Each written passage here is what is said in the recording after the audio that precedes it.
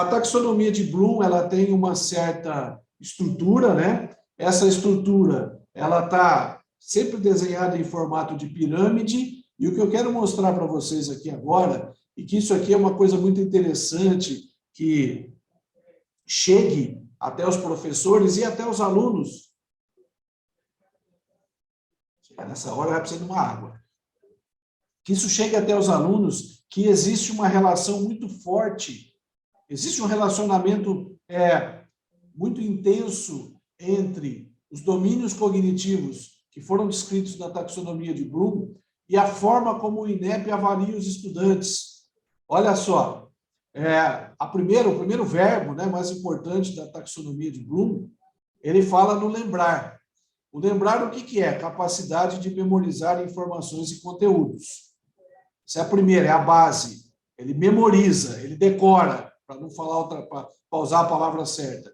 Depois que ele se lembra, ele memorizou aquelas informações, ele começa a entender aquelas informações. Ou seja, é a capacidade que o aluno tem de compreender e dar significado àquele conteúdo que ele memorizou. Depois, ele vem para a parte da aplicação, que é onde o aluno começa a utilizar essas informações, métodos e conteúdos em novas situações concretas, onde ele consegue aplicar aquele conteúdo que ele aprendeu.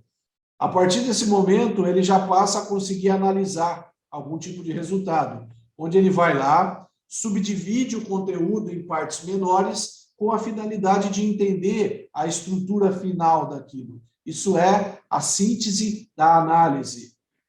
Por fim, Bloom traz aqui mais um, né? Por fim, não tem mais um. Ele traz aqui a capacidade de avaliação, que é onde o aluno ele consegue julgar o valor daquele material que ele está recebendo, seja uma proposta, uma pesquisa, um projeto, para um propósito específico. Ele avalia se aquilo que ele está recebendo, ele pode ser aplicado em uma situação concreta. Para ele conseguir chegar e desenvolver este senso de avaliação, ele precisa passar por tudo isso daqui. E no fim, no final, a gente tem a capacidade de criação, onde o aluno consegue agregar, combinar ou juntar as partes com a finalidade de formar um todo. Então, assim, em 5 minutos praticamente, está resumido o livro do Benjamin Bloom. Basicamente, esse é o primeiro livro, né, de domínio cognitivo do Bloom.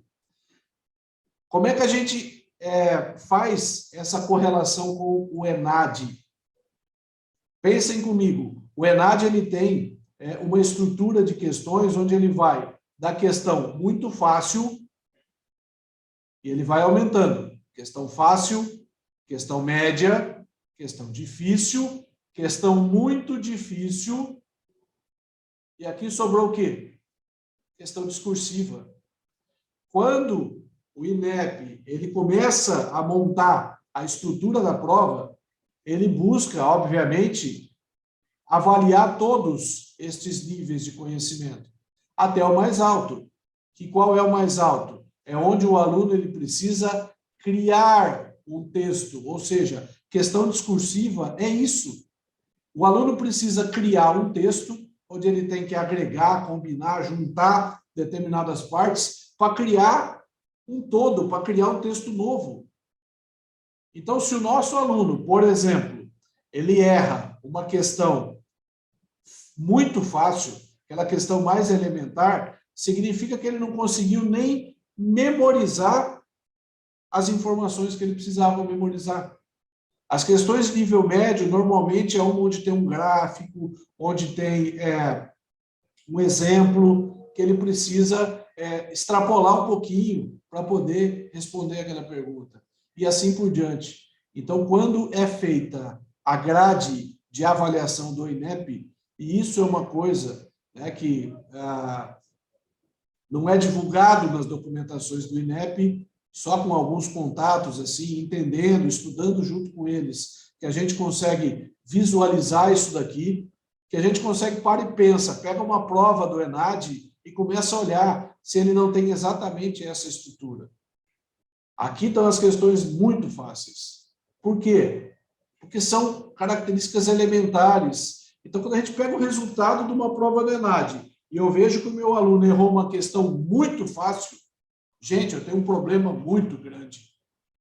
Aí, se o meu aluno errou a questão muito fácil, errou aqui, e ele acertou uma questão aqui em cima, qual é a probabilidade, o que normalmente aconteceu? Tá? Esse aluno é bom de chute, ele tem um chutômetro legal, né? De novo, a gente só vai conseguir entender este movimento do nosso aluno se a gente analisar o erro de cada um desses alunos dentro de processos criteriosos, tá?